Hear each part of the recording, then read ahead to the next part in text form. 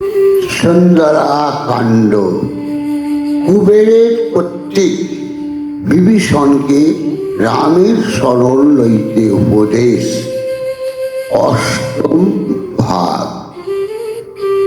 যে সেই যবে না শুনিল তাহার বচন, হুঙ্কারে করিলা তারে তাহারা নিধন। তুমিও রাবণ বধে করো আয়োজন, না হইবে কোনো মতে অধর্ম ভাজন। তাই পুনঃ হবে যে রাম উপকার, জন্মবে রামের প্রতি সংসারের সার। রাম লাগি যদি কেহ করে পাপ কর্ম, সেই হয় সর্বশাস্ত্রে সিদ্ধ মহাধর্ম। অতএব সকল সংশয় পরিহরি, যাহ রাম নিকটতে তুমি তরা করি।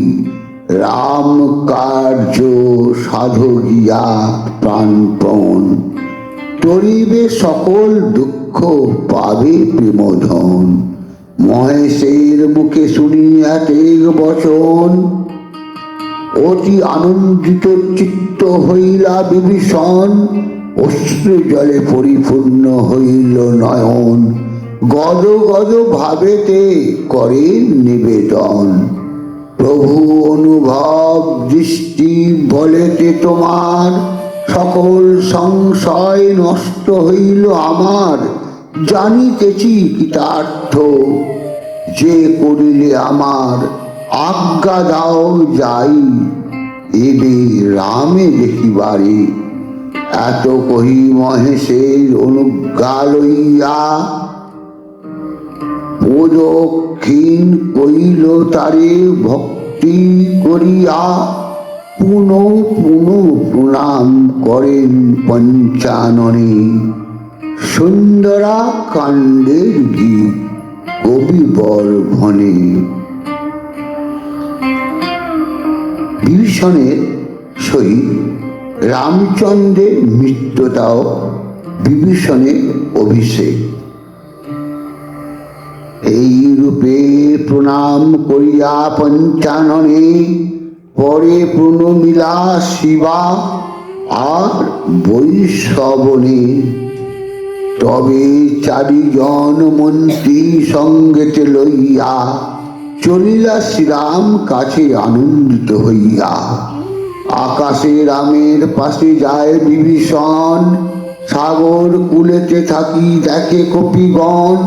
সম্ভ্রমে বানর সৈন্য করে তোলা পাড়া, দপ পাথর লয়ে সবই হয় খাঁড়া। মহাবল পরাক্রান্ত দেখিতে ভীষণ, সবে বলে মার মার এই তো রাবণ। অন্তরিক্ষে থাকি বলে আমি বিভীষণ, রামের চরণে আমি রইব শরণ।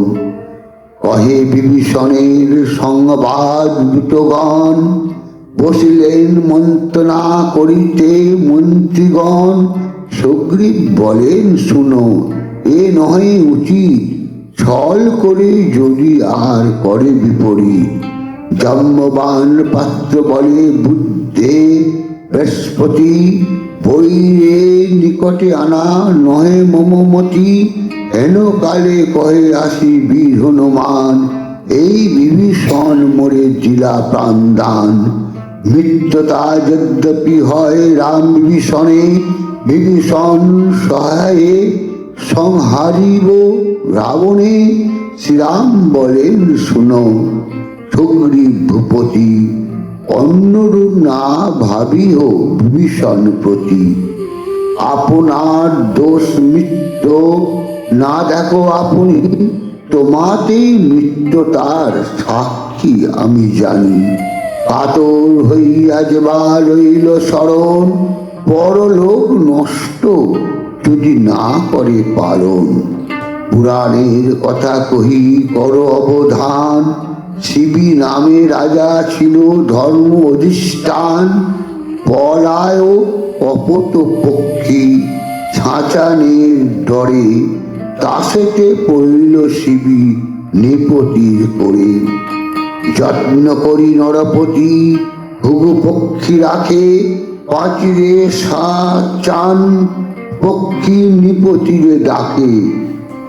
আপনার ভক্ত আমি করিব আহার, হেন ভক্ত রাখো রাজা নহে ব্যবহার। জয় জয় শ্রীরাম।